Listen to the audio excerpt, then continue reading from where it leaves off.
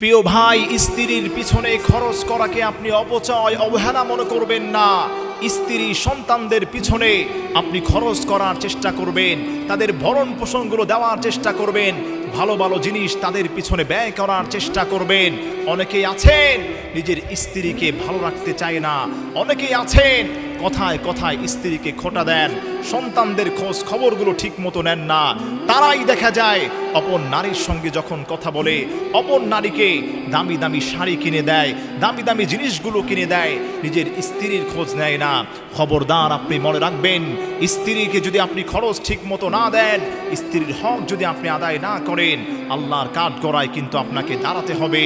আর যদি আপনি স্ত্রীর খরচ বহন করেন, স্ত্রীর সন্তানের পিছনে যেই টাকা আপনি খরচ করবেন, অর্থ ব্যয় করবেন, কিয়ামতের মাঠে এগুলো সাদাকার সব হিসাবে আপনার আমলনামায় আল্লাহ দিয়ে দিবেন।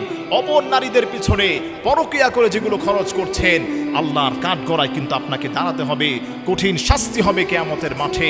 খবরদার, স্ত্রীর পিছনে খরচ করবেন, স্ত্রীকে জামা কাপড় কিনে দিবেন, তাকে শাড়ি কিনে দিবেন, তার প্রয়োজনগুলো পূর্ণ করার চেষ্টা করবেন। আল্লাহ পাক আপনার আমলনামায় সাদাকার সব দ্বারা আল্লাহ পরিপূর্ণ করে দিবেন।